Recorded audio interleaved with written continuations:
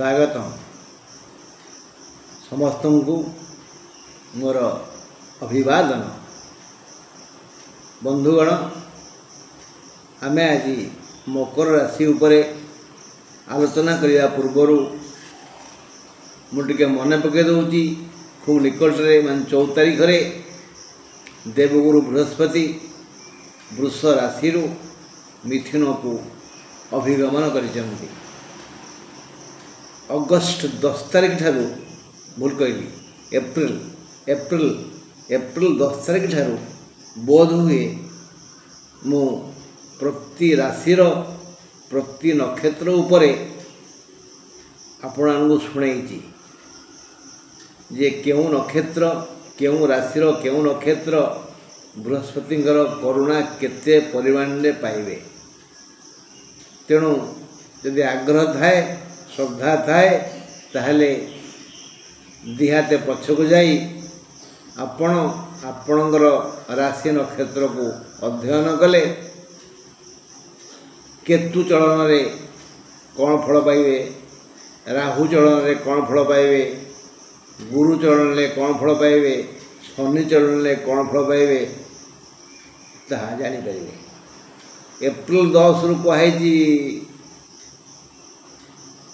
बृहस्पति उपरे तापर कहुई राहु उपरे ता पूर्व कहुई केतु उपरे ता पूर्व कहुई शनि उपरे।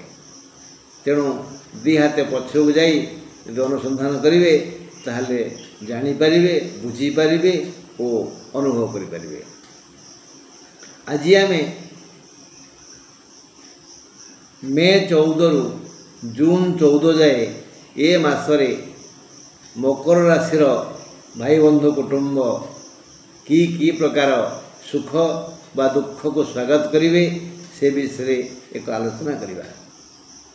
तृतीय रवि, तृतीय शुक्र, तृतीय शनि, तृतीय राहु ये 4टी ग्रह बुध शुक्र शनि राहु अछंती मीनरे से थिला पर्यंत तापरे मकर कुंभ मीन में थिबा पर्यंत बुध शुक्र शनि राहु थिबा पर्यंत आर्थिक समस्या होबनी, शारीरिक समस्या होबनी, सम्मान समस्या होबनी। 29 रे राहु पड़े आसबे, 21 रे बुध पड़े आसबे, सेठी केवल शुक्र और शनि रे। तेणु ये शुक्र और शनिकर साहचर्य पाई सहयोग पाई श्रद्धा और सदिच्छा पाई मकर राशि आर्थिक मानसिक पारिवारिक लौकिक सामाजिक विकास क्षेत्र में चेष्टा करेंगे और उन्नति करेंगे। ये मासरे पाणीपाग ठीक नहीं माने मकर राशि ये मासटा सेते शुभप्रद नुहे। मंगल तथा मासाधिपति रवि मुंड को दुश्चिंता आसब, पाप चिंता आसब, हीन चिंता आसब। आपण पाप काम करंतु न करंतु आसब तो। तेणु भूल काम करने अग्रसर हे भल को जहाँ ग्रहण करें फल दुश्चिंतार पाप चिंतार हीन चिंतार ये मासटी दुख दब। जदि आप कंपानी चाकरी करचंती बा सरकारी चाकरी करचंती बा स्कूल रे शिक्षकता करचंती ऑफिस रे क्लर्क अच्छी ताहले यही विभिन्न जगार जी मुख्य ऑफिस ऑफिसर स्कूल प्रधान शिक्षक कंपानी मैनेजर बा व्यवसाय मालिक ये समस्ते विरक्त हे आपण व्यवहार रे काम रे। कारण मुंड को पाप चिंता आसो भल काम करदेवन से केवे से समस्ते विरक्त हे चिड़ी जीवे तो आपणकर जो अधस्थन थे तलिया कर्मचारी थे से कहीं सहयोग करेंगे कथा मानवे ଶୁଣିବେନି ଆପଣଙ୍କର। ପରିବାରରେ ଖାଲି ଟିକେ ସହଯୋଗ ମିଳିବ। ଛାତ୍ରଛାତ୍ରୀମାନେ ଯେତିକି ପରିଶ୍ରମ କରିବେ ସେ ଅନୁଯାୟୀ ଫଳ ପାଇବେନି। ମହିଳାମାନେ ବଡ଼ ଦୁଃଖରେ ସମୟ କଟେଇବେ, କାରଣ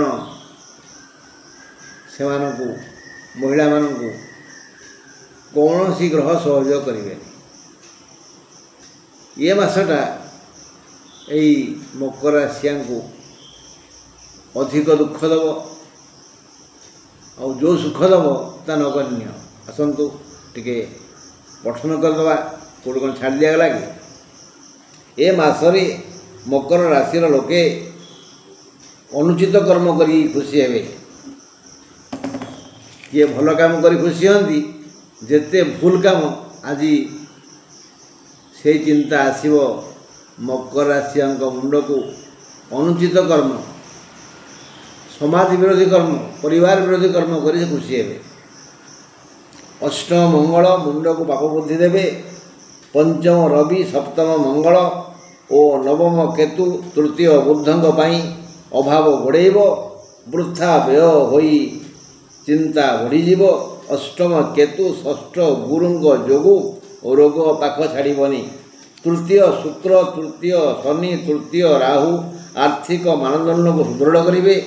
ଏଣୁ ବ୍ୟବସାୟରେ ଲାଭବାନ ହେବେ। ଚାକିରିଆମାନଙ୍କ ପାଇଁ ମାସଟି ଆଦୌ ଶୁଭପ୍ରଦ ନୁହେଁ। ମହିଳାମାନଙ୍କ ଚିନ୍ତାର କାରଣ ଏହି ମାସ। ପରିବାରର ସଦସ୍ୟଗଣ ଏ ମାସରେ ସହଯୋଗ କରିବେ, ହେଲେ କର୍ମାଧିପ ଶୁକ୍ର ଶୁଭ ହେତୁ କର୍ମ ଭଲ କରି ପୁରସ୍କୃତ ହେବେ। ପ୍ରମୋସନ୍ ପାଇପାରନ୍ତି। ଅକସ୍ମାତ୍ କୌଣସି ସମସ୍ୟା ଆସି ଚିନ୍ତା ବଢ଼ାଇ ଦେବ। ଦେହ ଆଦୌ ଭଲ ରହିବନି। ପେଟ ରୋଗ ବିଚଳିତ କରିବ। ଉଚ୍ଚ ଅଧିକାରୀ, କମ୍ପାନୀ ମ୍ୟାନେଜର, ସ୍କୁଲର ପ୍ରଧାନ ଶିକ୍ଷକ, ଅଫିସର ଅଫିସର ଆପଣମାନଙ୍କୁ ହଇରାଣ କରିବେ। ଯିଏ ଯେଉଁଠି କାମ କରୁଥିବେ କାନ୍ଦିବେ ତ। ଏହି ଦୁର୍ଯୋଗର କାରଣ ବୁଧ। ପୂର୍ବେ କୁହାଗଲା ବ୍ୟବସାୟରେ ଲାଭ ହେବ, ତଥାପି ବଡ଼ ବ୍ୟବସାୟୀମାନେ ବଡ଼ ହଇରାଣ ହେବେ। ଏଥିପାଇଁ ଭାଗ୍ୟାଧିପ ରବି ଦାୟୀ। ଯଦି ଅଧୀନସ୍ଥ କର୍ମଚାରୀ ଅଛନ୍ତି ସେମାନେ ସହଯୋଗ କରିବେନି। 29/5 ପରେ ରାହୁଙ୍କ ଯୋଗୁଁ ସାମାଜିକ ମାନ ସମ୍ମାନର ହାନି ହେବ। ବୁଦ୍ଧଙ୍କ ଷଷ୍ଠ ତିଥି ମହିଳାମାନଙ୍କର ଚିନ୍ତାର କାରଣ ହେବ। ରବି ପଞ୍ଚମସ୍ଥ ହେତୁ ବିଦ୍ୟାର୍ଥୀମାନେ କର୍ମ ଅନୁସାରେ, ଶ୍ରମ ଅନୁସାରେ ଆଶାନ ରୂପେ ଫଳ ପାଇବେ ନାହିଁ। ତେଣୁ ଏ ମାସରେ ଆପଣମାନେ ଚେଷ୍ଟା କରିବେ ଭଲ କାମ କରିବା ପାଇଁ। ଏକଥା ବଡ଼ ଜ୍ଞାନୀ ରାବଣ କହିଛନ୍ତି। ଭୁଲ କାମ କରିବା ସହଜ, ଜଣକୁ ଟେକାଟା ପକାଇଦେବା ସହଜ, କିନ୍ତୁ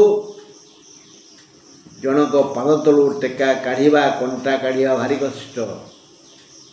ତେଣୁ ଅନ୍ୟକୁ ସହଯୋଗ କରିବା ପାଇଁ ଚେଷ୍ଟା କରିବେ। ଦୁଇଟା ଭାବିବେ, ଗୋଟାଏ କହିବେ। ହାତେ ମାପି ଚାଖେଣ୍ଡେ ଚାଲିବେ। ଯିଏ ଯାହା କହିଲେ କହୁ ପଛକେ ଶୁଣିବେନି କାହା କଥା। ଶୁଣିଲା ମାତ୍ରେ ପାଟିରୁ ଆପଣଙ୍କର ଅକଥା ବାହାରିବ, ଅସଭ୍ୟ ଶବ୍ଦ ବାହାରିବ, ଯେଉଁଟାକି ସେମାନଙ୍କୁ ଦୁଃଖ ଦେବ। ଯଦି ସେ ସହନଶୀଳ ହେଇଥିବେ ସହିଯିବେ, ଯଦି ଉଗ୍ର ହେଇଥିବେ ଠାଏ ଠାଏ ଲଗାଇଦେବେ। ସେତେବେଳେ ବାପାଙ୍କୁ ମଉସା ଡାକି କାନ୍ଦୁଥିବେ। ହଁ, ହୁସିଆର ମକର ରାଶିର ବନ୍ଧୁଗଣ ଏ ମାସରେ ହାତେ ମାପି ଚାଖେଣ୍ଡେ ଚାଲିବେ, ନହେଲେ ନିଜ ଭୁଲ ଶବ୍ଦ, ଭୁଲ କର୍ମ ପାଇଁ ଦଣ୍ଡିତ ହେବେ, ଅପମାନିତ ହେବେ। ସମାଜରେ, ପରିବାରରେ, ଲୋକାଳୟରେ ଶାନ୍ତି ପାଇପାରିବେନି। ସେ ବୁଦ୍ଧିମାନ ଯେ ହାତେ ମାପି ଚାଖେଣ୍ଡେ ଚାଲିବେ। ହଁ ବନ୍ଧୁ, ଆଜି ପାଇଁ ଏତିକି। ଆଉ ବୃହସ୍ପତିଙ୍କ ବିଷୟରେ ଏପ୍ରିଲ 10ରୁ ଦେଖିପାରିବେ। ଆଜି ଏତିକି, ରହିଲି, ନମସ୍କାର।